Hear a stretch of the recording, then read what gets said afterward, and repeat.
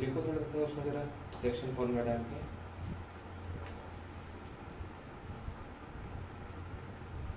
उसमें लिखना let A and B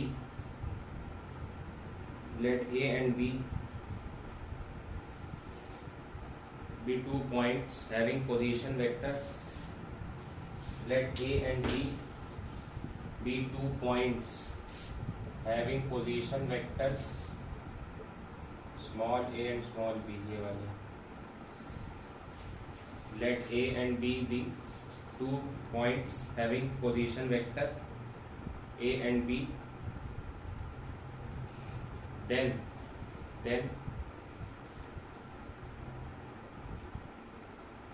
position vector of point C. Then position vector of point C which divides. Then position vector of point C which divides AB.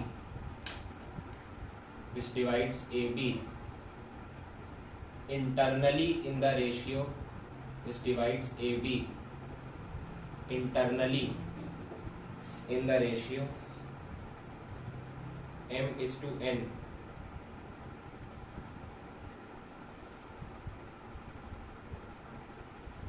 m:n is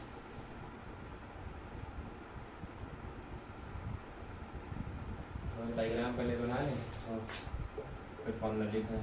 ए और B 2 point हैं, सी एक point है और ये origin है. तो ये ए का पोजीशन वेक्टर, ये बी का पोजीशन वेक्टर, ये सी का पोजीशन वेक्टर. और सी जो है उसको वो m:n के रेशियो में डिवाइड कर रहा है. तो सेक्शन फॉर्मूला क्लियर है ना, वैसे ही लिखेंगे. क्या बनेगा m into B vector plus n into A vector upon m plus n. ये पोजीशन वेक्टर ऑफ सी आ जाएगा, मतलब सी वेक्टर. ये सेक्शन फॉर्मूले के जैसा.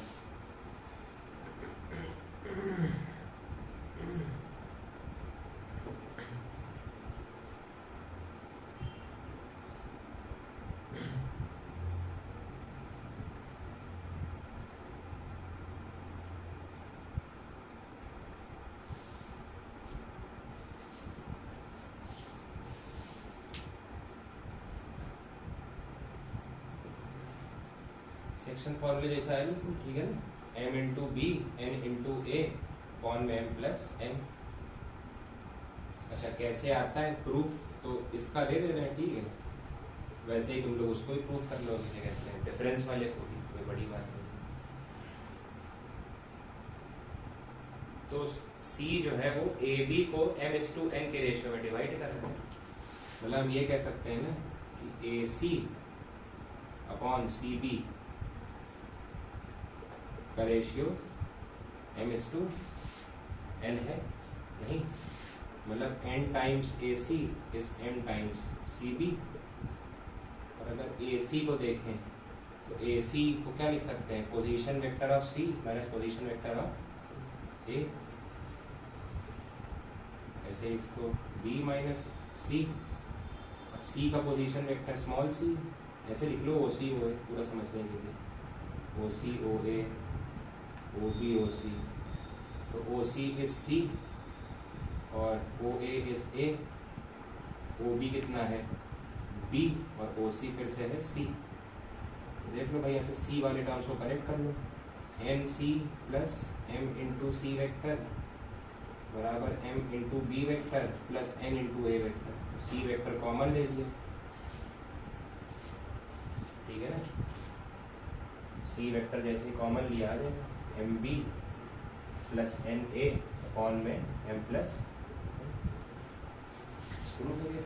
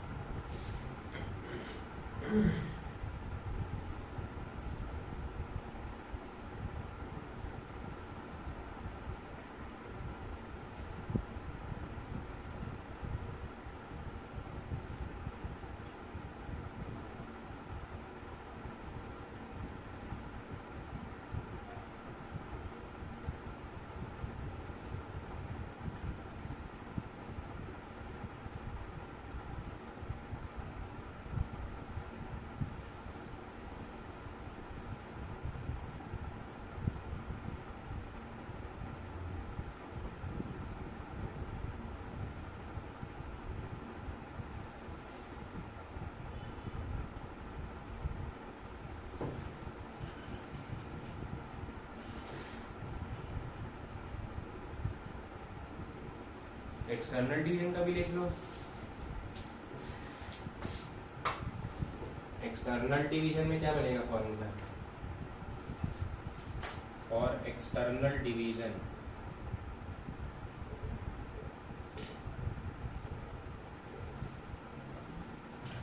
m into B minus n into A upon m minus, और डायग्राम में क्या हो जाएगा, इसको b कर लेना बीच वाले को और c को बाहर कर लेना, एक्सटर्नल डिवीजन हो गया। या ये पूरा m हो जाएगा और ये वाला n हो जाएगा, m/n।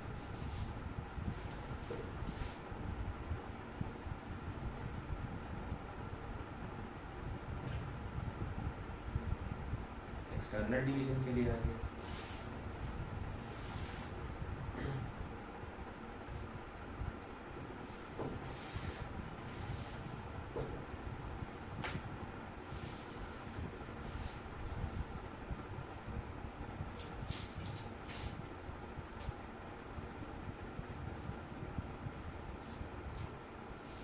प्रूफ सेम होगा एकदम एग्जैक्टली।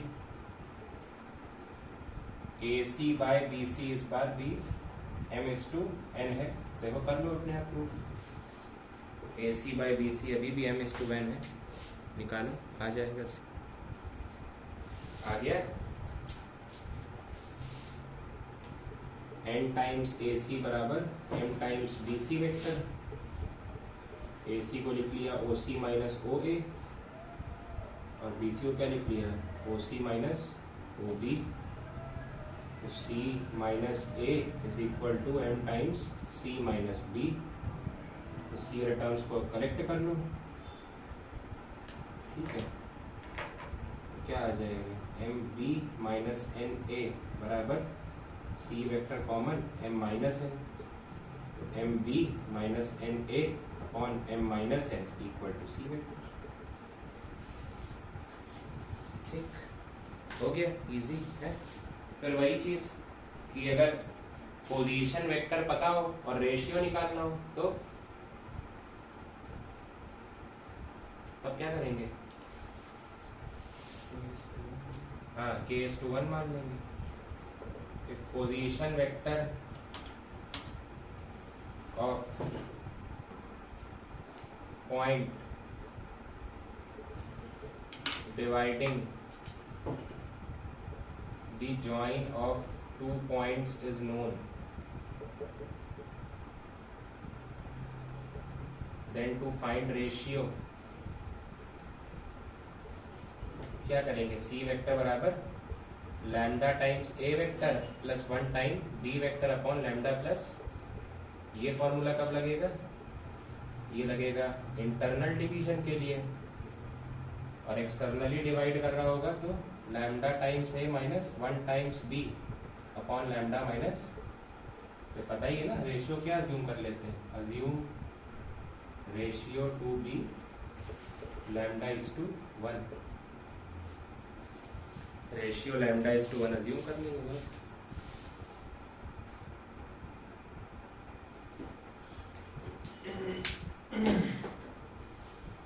सब कुछ वही है कोऑर्डिनेट ज्योमेट्री जैसे।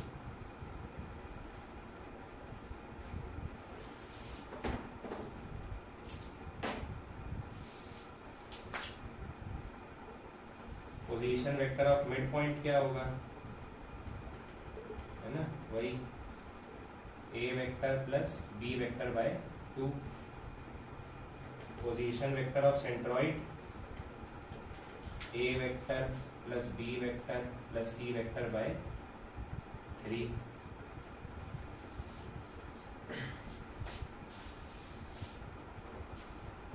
और एक पॉइंट याद होगा कोऑर्डिनेट ज्योमेट्री में बताया था कि किसी भी ट्रायंगल में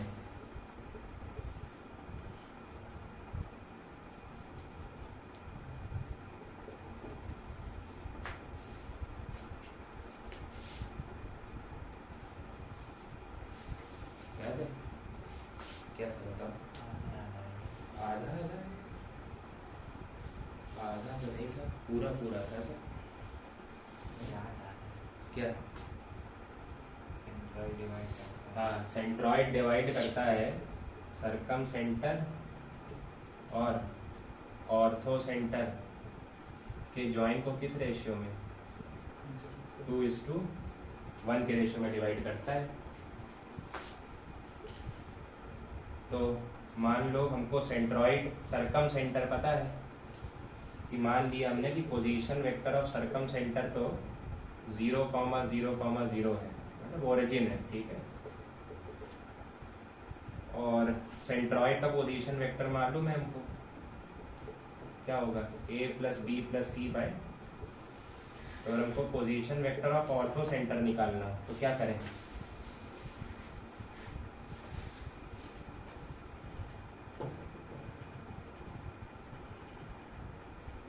क्या करेंगे?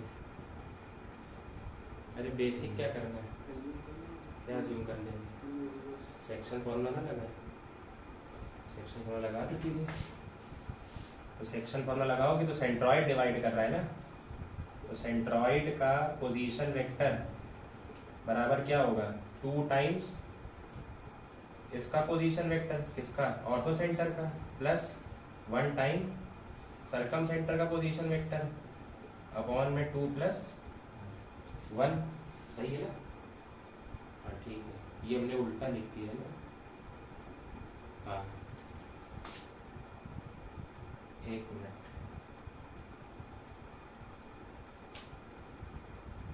ऑर्थो सेंटर और सरकम सेंटर के जॉइन को 2:1 में करता है। तो ये तुम्हारा हो जाएगा सरकम सेंटर मतलब O, ये होगा ऑर्थो सेंटर H, ये ऑर्थो बनेगा और ये सरकम सेंटर बनेगा। तो ये 0, 0, 0 हो गया, बाकी सब सही है। तो यार रेशियो चेंज कर लो खाली, 2 × 0 जो कि सरकम सेंटर का position vector plus 1 × ortho centre का पोजीशन वेक्टर अपॉन 3। तो 3 से 3 तो कट जाएगा, तो पोजीशन वेक्टर ऑफ कौन? H क्या आ जाएगा? A + B + C।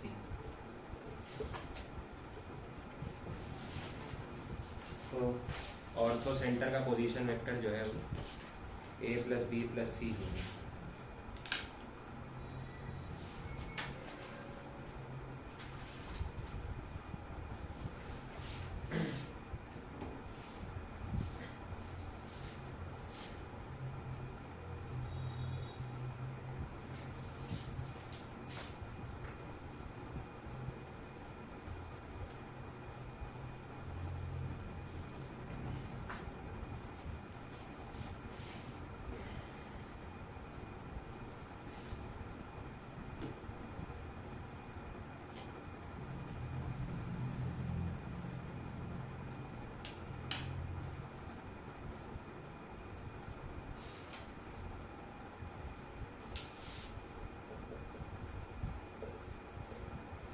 Collinearity of 3 vectors।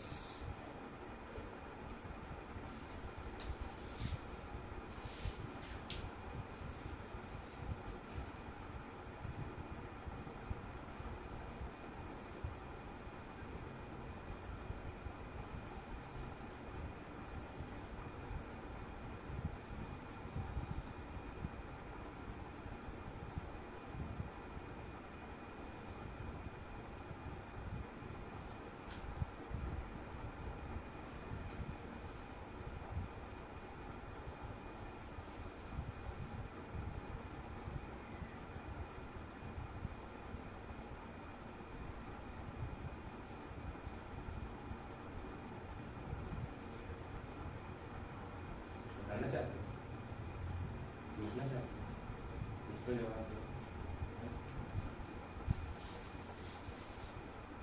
3 vectors को कोलिनियर दिखाना है,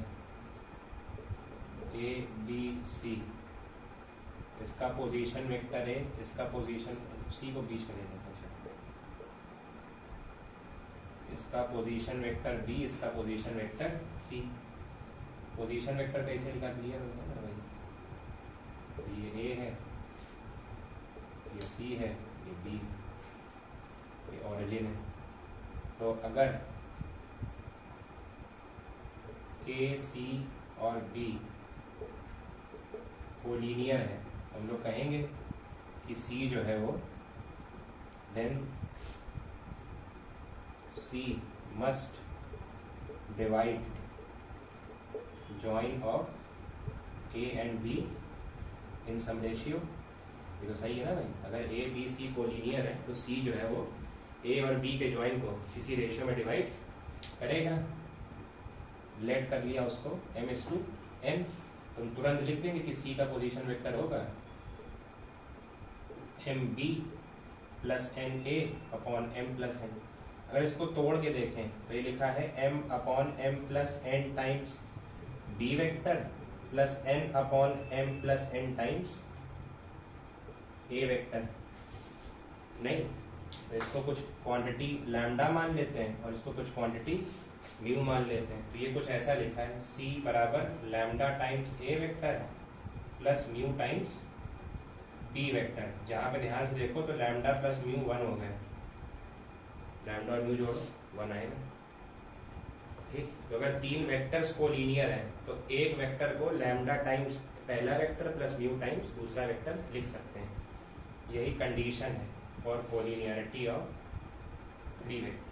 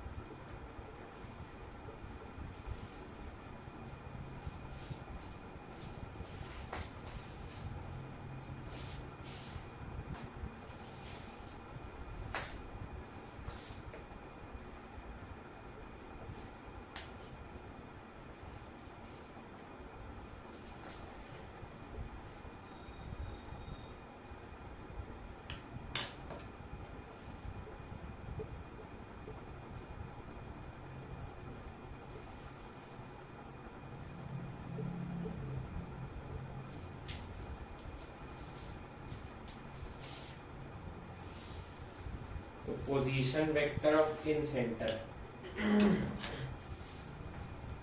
तो नॉर्मल इन सेंटर अगर याद हो तो क्या करते थे, ABC ट्रायंगल में जैसे इन सेंटर निकालना होता था तो BC की लेंथ को इसके कोऑर्डिनेट से, किससे, अपोजिट साइड के कोऑर्डिनेट से ना मल्टीप्लाई कर देते थे। इन सेंटर का ऐसे x कोऑर्डिनेट निकालना है तो दिस इनटू इसका x coordinate plus this into इसका x कोऑर्डिनेट प्लस ये इनटू इसका x coordinate upon AB plus BC plus, तो बस यहाँ कोऑर्डिनेट नहीं होगा, यहाँ क्या होंगे, पॉइंट के पोजीशन वेक्टर होंगे। तो बस साइड लेंथ को उनके पोजीशन वेक्टर से मल्टीप्लाई कर दो, बस बाकी पूरा फॉर्मूला सेम।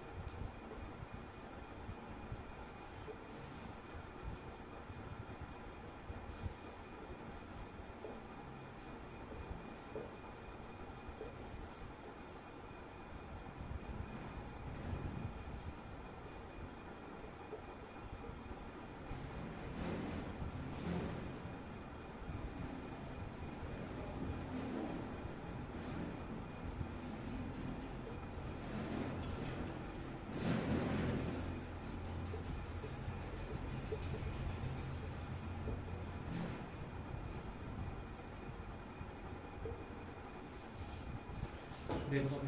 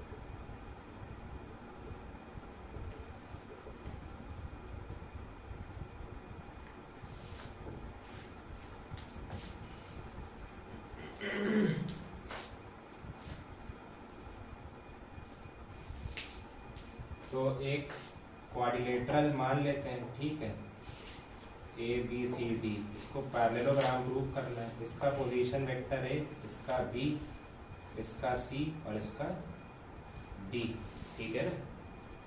तो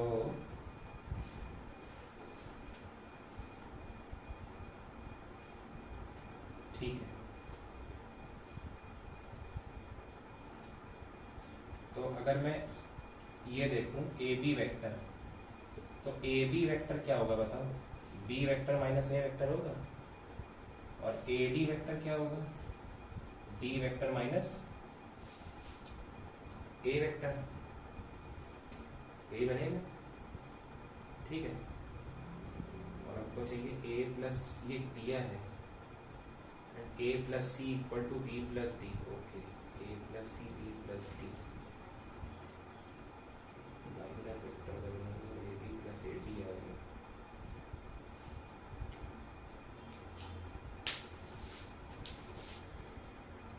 plus C is equal to B plus D,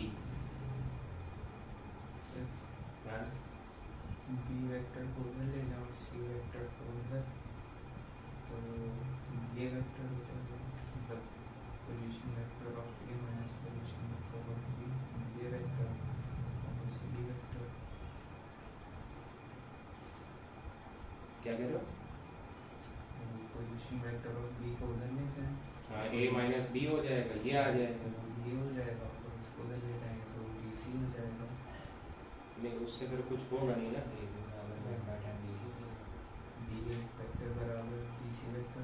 lambda times हुआ ना, इक्वल तो नहीं हुआ ना, लैम्डा की वैल्यू 1 प्रूफ करनी पड़ेगी ना, पैरेलल तो प्रूफ कर दोगे बट इक्वल ही प्रूफ करना पड़ेगा ना, देखा ये तो तुम कर दोगे कि ए, तुम ये कह रहे हो कि ए माइनस बी बराबर डी माइनस सी,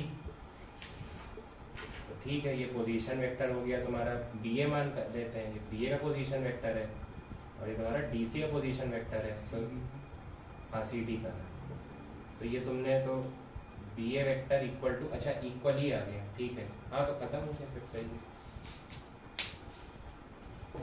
हो गया ना, लैम्डा टाइम्स वेक्टर बन गया,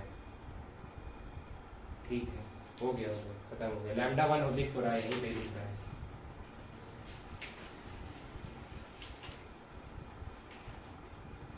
देखो एक चीज हमको और दिख गई, इसी इक्वेशन को अगर 2 से डिवाइड कर दो,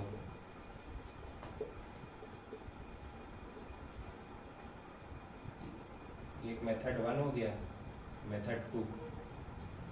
तो ये मानते हो ये एसी डायगोनल के मिड पॉइंट का पोजीशन वेक्टर है, ठीक है ना। और ये क्या है, बीडी डायगोनल के मिड पॉइंट का पोजीशन वेक्टर है। तो दोनों डायगोनल के मिड पॉइंट कोइंसाइड कर रहे हैं, मतलब डायगोनल्स आर बाइसेक्टिंग, तो भी पैरेललोग्राम प्रूव हो जाएगा। ठीक, दोनों ही अपने पास सोल्यूशन है, जैसे करना है। ठीक है, तो पहला तो यही है कि वेक्टर्स को एक्सचेंज कर दो, तो B A vector is equal to C D vector आ गया है। तो हमने एक वेक्टर को लैम्डा टाइम्स दूसरा वेक्टर लिख दिया है, जहाँ लैम्डा इक्वल टू 1 है। तो opposite sides are equal and parallel, वो भी प्रूव हो गया। और मेथड 2 से हमको दिख गया कि mid points of position vector of diagonals are equal, that means diagonals bisect each other, तो भी वो पैरेललोग्राम प्रूव हो गया। डायगोनल पैरेललोग्राम में बाइसेक्ट करेंगी, ठीक है, दोनों ही सही है।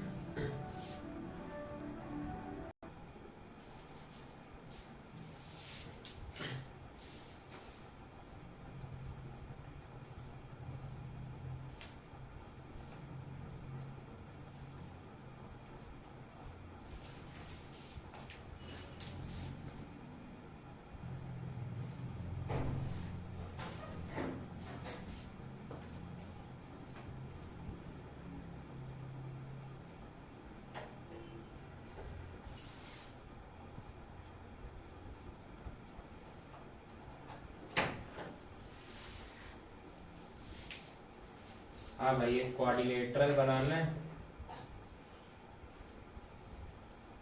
कुछ भी नाम दे देते हैं, ठीक, ए बी सी डी, और डायगोनल्स हो गई। तो the mid points of two opposite sides of a quadrilateral, मान लेते हैं इसके मिड पॉइंट ले लिए मैंने, और क्या लेना है, and the mid points of the diagonals, diagonal के मिड पॉइंट ले लिए भाई।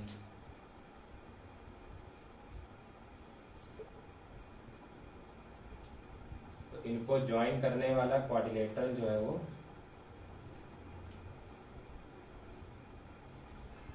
पैरेललोग्राम होगा, है ना, कुछ ई एफ जी एच।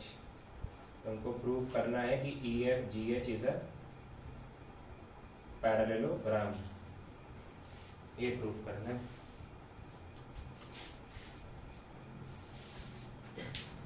तो क्या करना चाहिए भाई,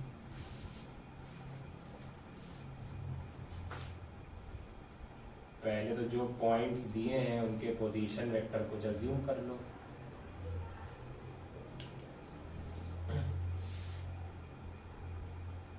ठीक, अब जैसे ही पोजीशन वेक्टर अज्यूम कर लिया, सबके पोजीशन वेक्टर लिख सकते हो। ई का पोजीशन वेक्टर क्या होगा, A plus B by two. F का क्या होगा, B plus D by two. G का क्या होगा, C plus D by two.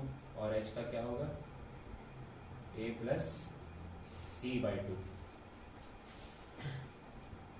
अब पैरेललोग्राम प्रूफ करने का तुम लोग के पास आइडिया है कि ऑपोजिट पेयर ऑफ साइड्स को इक्वल और पैरेलल दिखा रहे हैं।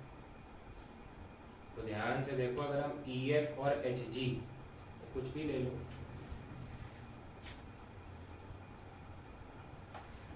ई एच ले लो, एफ जी ले लो, ऑपोजिट साइड्स के पोजीशन वेक्टर बराबर दिखा दो, देखो प्रूव हो जाएगा।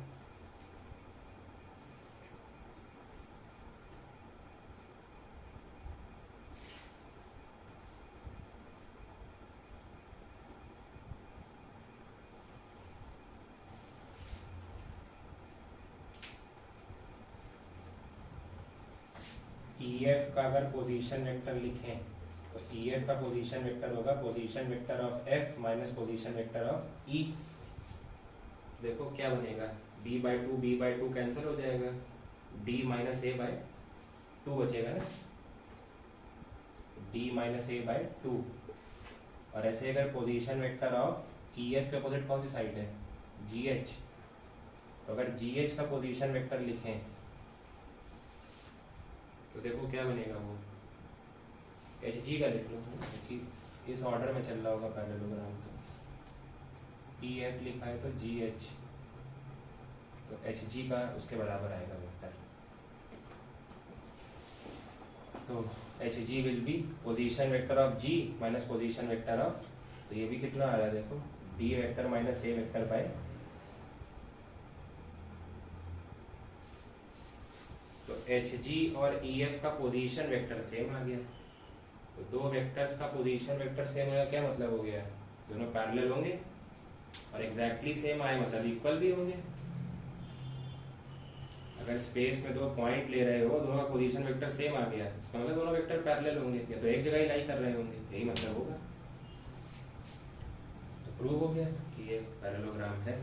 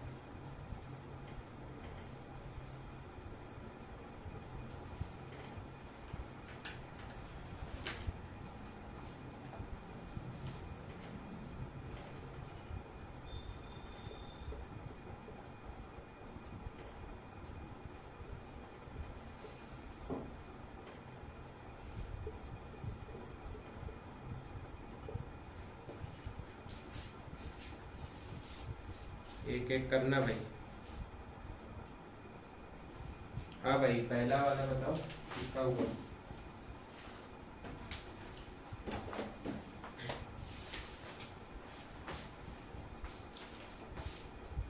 हुआ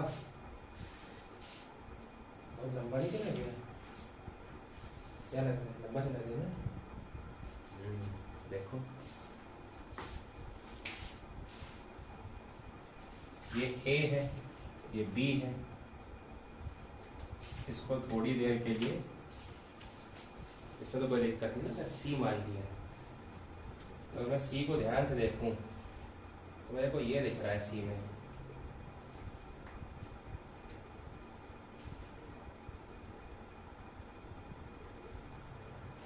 दिखा, अरेंजमेंट हल्का सा रीअरेंज कर दिया बस। तो आप तो ये कह रहे हो कि C को lambda times A plus mu times B जैसा लिख दिया, हो गया प्रूफ खत्म, है ना। मेरा थोड़ा कम लेंगे नहीं, हो गया। ये तो लिखवाया था शायद कि C बराबर condition for collinearity of three vector, C को lambda times A plus mu times B लिख दिया, प्रूव हो गया कि A B C are collinear.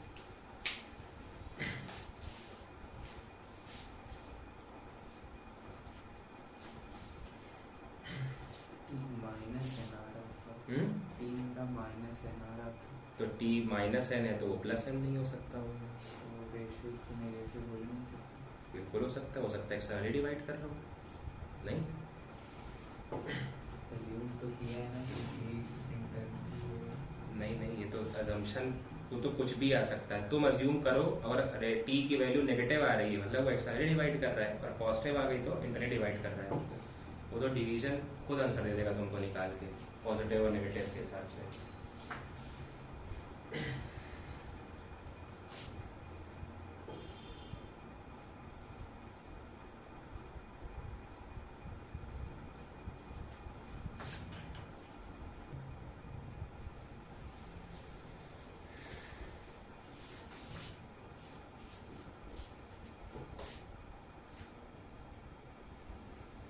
तो कह रहा है कि 3 पॉइंट्स जिनके पोजीशन वेक्टर ये हैं वो कोलिनियर होंगे अगर ये कंडीशन ट्रू हो और स्केलर्स में ये कंडीशन ट्रू हो। तो हम मेथड ऑफ कंट्राडिक्शन से चलते हैं कि मान लेते हैं कि तीनों कोलिनियर हैं, ठीक, और अगर ये चीज प्रूफ कर ले गए तो मतलब हमने सही माना होगा, और ये नहीं प्रूफ कर पाए तो मतलब हमारा गलत assumption था। तो मेथड ऑफ कंट्राडिक्शन से अगर चलें तो हम मान के चल रहे हैं कि तीनों कोलिनियर है। अगर कोलिनियर है तो मैं ऐसा लिख सकता हूँ ना कि C is equal to some x time A plus y times B upon x plus y, ऐसा। तो x plus y times C vector बराबर x time A vector plus y times B vector. तो मैंने लिखा है इसको x time A plus y times B, और इसको धर लिया है माइनस में, तो minus x plus y times C vector बराबर 0। हमने कहा भाई बुरा ना मानना, ये x है ये y है और इसको मैंने z मान लिया, तो ये भी सेटिस्फाई हो गया और ये भी हो गया, लगेगा दोनों ही होगा सेटिस्फाई। देखो बताओ, नहीं कुछ और मन में आ रहा है तो बताओ, डिस्कस करो। है कि प्रूव करो अगर ये ट्रू है तो जो चीज प्रूव करनी है उसको ट्रू मान लो। तो जो चीज की कंडीशन है वो निकाल लाओ तो सही, नहीं निकाल पाए तो गलत, बस। तो तुम्हें लगे यहाँ तीनों चीजें प्रूव हो गई कि x a plus y b plus z c भी 0 है और x plus y plus z भी। अब तुम खुद उल्टा सोच लो ना कि अगर z minus x plus y नहीं होगा तो ये ट्रू नहीं हो पाएगा और ना ये ट्रू हो पाएगा, तो वो तीनों कोलिनियर भी नहीं हो पाएंगे, बस ऐसे सोचो। तो यही कंडीशन थी कि z is equal to minus x plus y. तो z को उठा के यहाँ चिपका दो, ये तीनों 0 हो रहा है।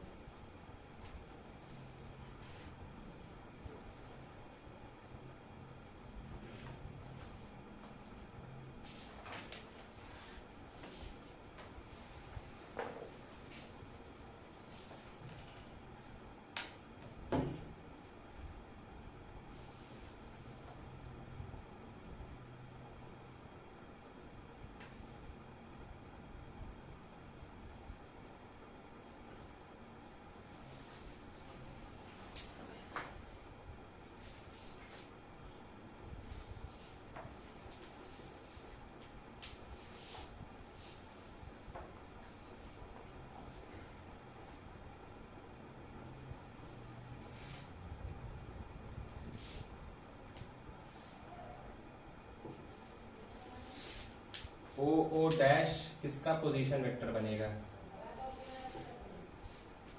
बताओ?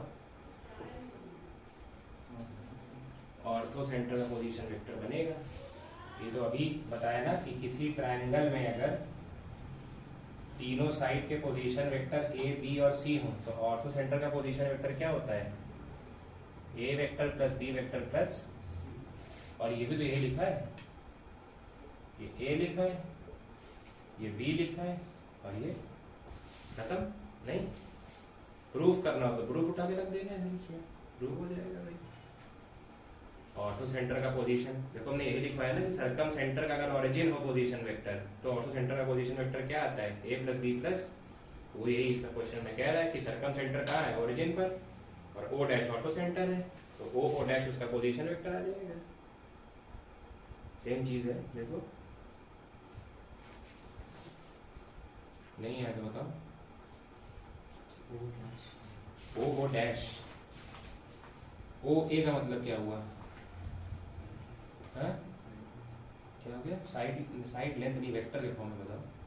किसका पोजीशन वेक्टर बना? ओ ए का। तो ओ डैश किसका पोजीशन वेक्टर बना? ओ डैश का ना, कि ओ का? ओ ए किसका? ओ बी किसका? तो ओ डैश किसका? ओ डैश का पोजीशन वेक्टर ना। ओरिजिन से ही सबके पोजीशन वेक्टर देखे जाते हैं।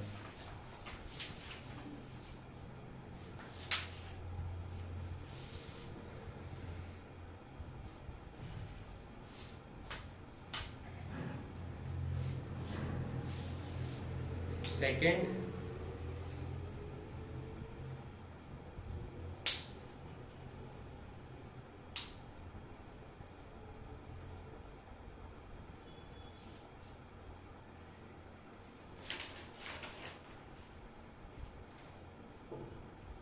ओपन कर दूं सबको। हाँ ओपन करो सबको।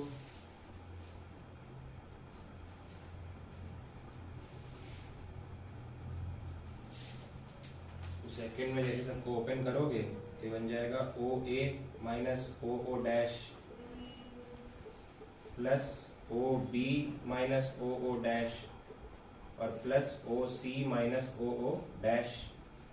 तो यहाँ से मैंने रिकलेक्ट कर लिए O A plus O B plus O C और 3 टाइम्स हो जाएगा ओ डैश। ये तो अभी देखा अपन ने कि ये ए प्लस बी प्लस ये खुद ही ओ डैश है, पहले पार्ट में प्रूव कर चुके हैं। -3 ओ डैश, ये आ गया -2 ओ डैश। तो वेक्टर पलट दो, ओ डैश ओ कर दो, साइन पलट जाएगा। प्रूव हो गया? नहीं ओ डैश ओ डैश हाँ ओ प्लस ओ डी ये कहाँ से आए? ओ वेक्टर और O dash A vector same है। अलग होंगे ना। O dash A vector plus O dash B vector plus O dash C vector. खोलो ना उसको, position vector of A minus position vector of O dash. Open किया उसको पहले।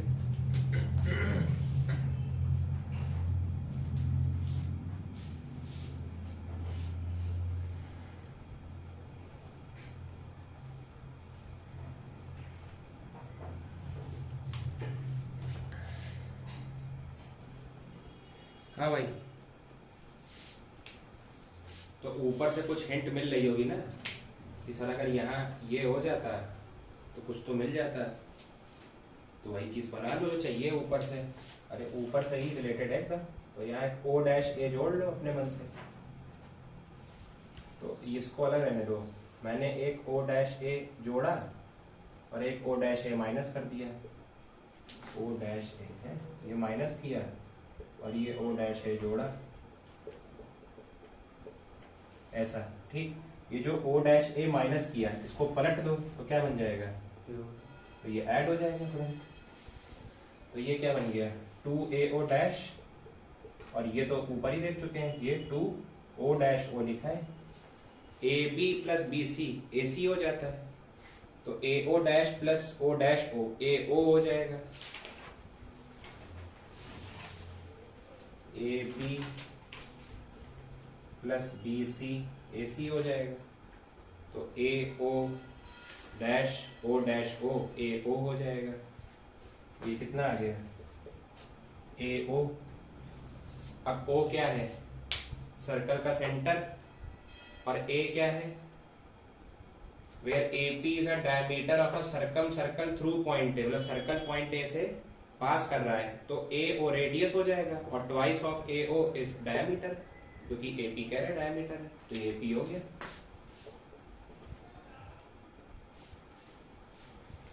AO रेडियस है।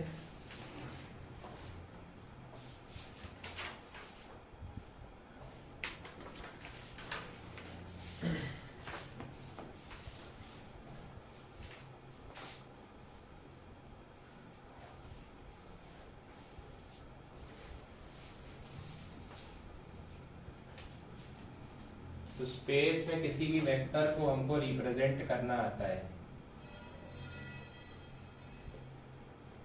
कि अगर हमें स्पेस में कोई वेक्टर, ये y ले लेते हैं सेट, कि ये ओरिजिन है, ये कोई पॉइंट P है और इसका पोजीशन वेक्टर r है और P के कोऑर्डिनेट्स मान लिए x y z, तो r को क्या लिख सकते हैं, x I cap plus y j cap plus z। ये तो बेसिक तो पता ही होगा ना, I cap is unit vector along x, j cap is unit vector along y and k cap is unit vector along k। ठीक, अच्छा, तो अब हम मान लेते हैं कि ये जो वेक्टर है ना r, ये तीनों एक्सिस से कुछ कुछ एंगल बना रहा है। तो ये मान लेते हैं कि x एक्सिस से अल्फा एंगल बना रहा है, y एक्सिस से बीटा एंगल बना रहा है और z एक्सिस से गामा एंगल बना रहा है।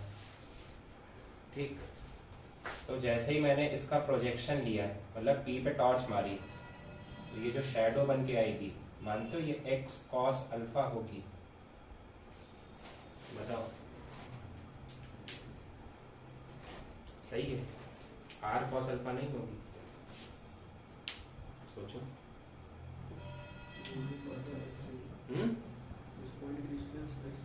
r cos अल्फा नहीं होगा,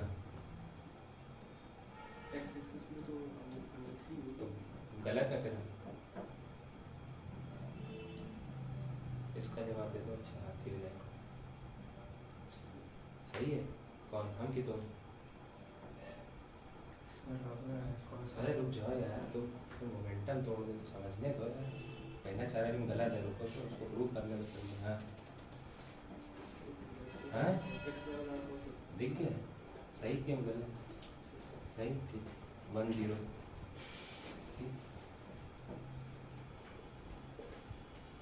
r cos अल्फा, ठीक, बेसिक ट्रिग्नोमेट्री का, ये इसको x मान लें तो cos अल्फा बराबर x बाय r, ठीक, और इसकी डिस्टेंस तो मॉड r होगी ना, ये तो ऑब्वियस ही बात है, OP बराबर मॉड r। ऐसे अगर मैं इसकी शैडो y एक्सिस पे डालूं तो मानते हो ये चीज r cos गामा होगी, नहीं, तो जो x कंपोनेंट आएगा वेक्टर का वो आएगा r cos alpha, z component आएगा r cos गामा और y कंपोनेंट क्या आएगा r cos बीटा। क्लियर, हर शैडो मार मार के हर एक्सिस पे ट्रायंगल बना लें अगर तो इसको वेक्टर में सब्स्टिट्यूट कर दो, तो वेक्टर बराबर क्या हो जाएगा, r cos alpha i cap plus r cos beta j cap plus r cos gamma k cap. अब ध्यान समझना, ये जो तीन चीजें होती हैं इन्हें कहते हैं डायरेक्शन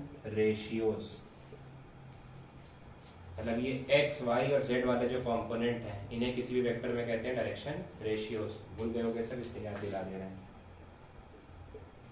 और अगर मैं इसको थोड़ा सा सिंप्लीफाई करूं तो ये लिखा है r इंटू कॉस अल्फा आई कैप कॉस बीटा जे कैप प्लस कॉस गामा के कैप। तो ये देखो वैसा लिखा है, वेक्टर बराबर मैग्नीट्यूड इंटू डायरेक्शन, तभी इसका नाम क्या है, डायरेक्शन कोसाइंस। ठीक है ना, तो डायरेक्शन कोसाइंस क्या डिटरमाइन करते हैं, यूनिट वेक्टर। मानते हो ना किसी वेक्टर को क्या लिखते हो, मैग्नीट्यूड इंटू यूनिट वेक्टर। तो ये तो वेक्टर बनता है, उसमें यूनिट वेक्टर क्या काम करता है, डायरेक्शन का काम करता है। तो डायरेक्शन वेक्टर है ये, और इसी में ही कॉस अल्फा की अगर निकालोगे तो क्या आएगा, x by r, cos beta आएगा वाई बाय आर, और कॉस गामा आएगा जेड बाय आर। तो ये हमारे क्या है, डायरेक्शन कोसाइंस। तो डायरेक्शन वेक्टर हमारा हमेशा डायरेक्शन कोसाइन से डिटरमाइन होगा। और ये भी मानते हो कि सर आर की value x square plus y square plus z square है, डिस्टेंस फॉर्मूला। मतलब हम इसको ये भी लिख सकते हैं, एक्स अपॉन अंडर रूट में वाई अपॉन, ठीक है ना, समझ गए हो, तो सेम चीज सब में जेड अपॉन वाई। मतलब अपने वेक्टर को ऐसा भी लिख सकते हैं, कॉस अल्फा की भी चिपका दें, कॉस बीटा कॉस गामा की, और बार आर चिपका दें। वैसे लिख रहे हैं तुमको, बस क्लियर हो जाएगा बाद में। तो ये लिखा है अंडर रूट में x square plus y square plus z square और ब्रैकेट में एक्स अपॉन यही चीज सिग्मा में लिख दे रहा हूँ, ठीक है, sigma x square y i cap sigma x square j cap और sigma x square k cap. ये लिखा है अपना वेक्टर सिग्मा एक्स स्क्वायर मतलब x square plus y square plus z square. ठीक, क्लियर है? लिख लो भाई, कोई डाउट हो बताओ।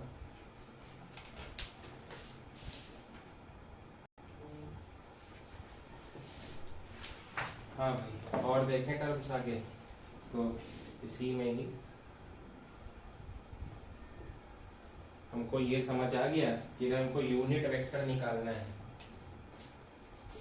तो यूनिट वेक्टर का मतलब है कि वही है ना डायरेक्शन वेक्टर कॉस अल्फा आई कैप प्लस कॉस बीटा जे कैप प्लस कॉस गामा, यही यूनिट वेक्टर बन जाएगा, है ना। मैग्नीट्यूड वाला पार्ट आर था और ये हो जाएगा डायरेक्शन वाला पार्ट वाला यूनिट वेक्टर। और इसी में लगे हाथ देख लो कि cos square alpha plus cos square beta plus cos square gamma की वैल्यू 1 आएगी। अच्छा, एक रिप्रेजेंटेशन भी होता है जनरली, कॉस अल्फा को एल कहते हैं, कॉस बीटा को एम और कॉस गामा को एन। तो मतलब l square plus m square plus n square बराबर 1 होगा। क्यों? तो क्यों का जवाब ये है, करके देख लो, तुरंत दिख जाएगा। स्क्वायर करो, ऐड करो, दिख गया ना 1। ऊपर भी और नीचे भी सेम चीज बन रही है, x square plus y square plus z square upon में यही चीज कट के बना जाएगा। ठीक, प्रूफ आ गया सामने।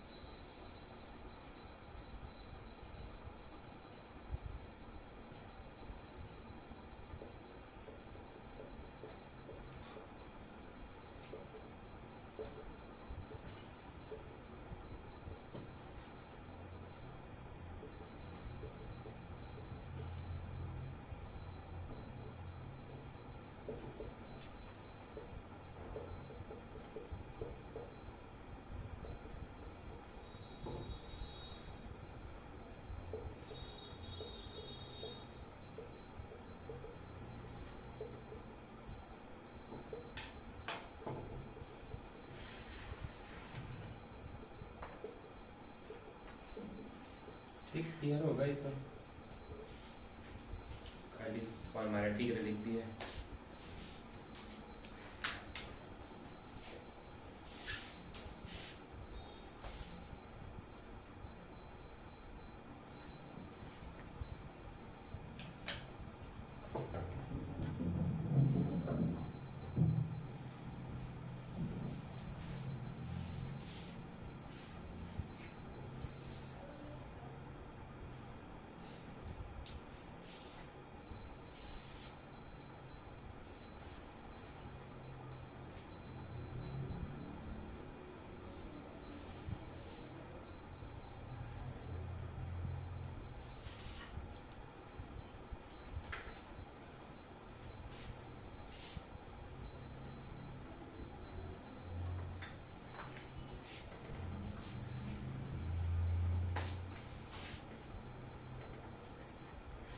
हाँ भाई, बस क्वेश्चन देखें।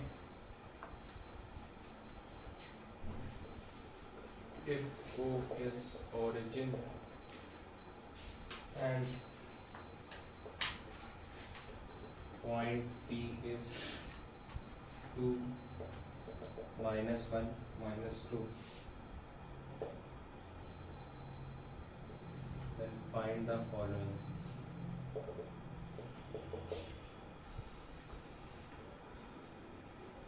Octant of P, vector OP, scalar components of OP vector,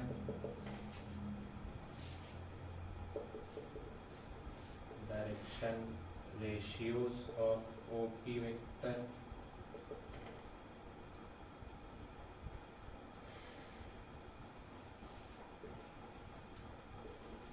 vector components of OP vector,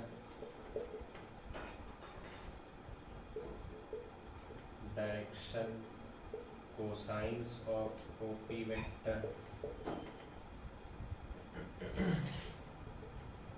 direction angles of OP vector. Option part है GH. Terminal point of vector which is equal to OP vector,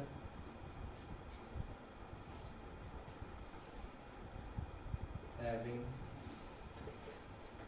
starting point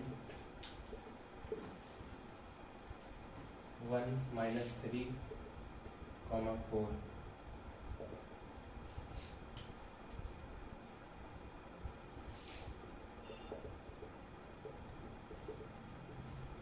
Initial point of vector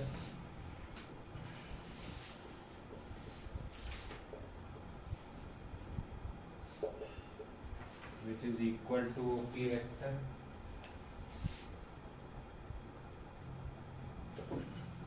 and having terminal point -1, 5, -6.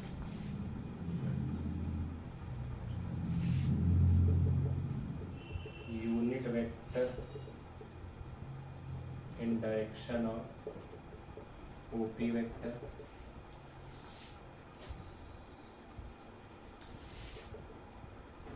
vector of magnitude 9 in direction of OP vector I, J, K, L.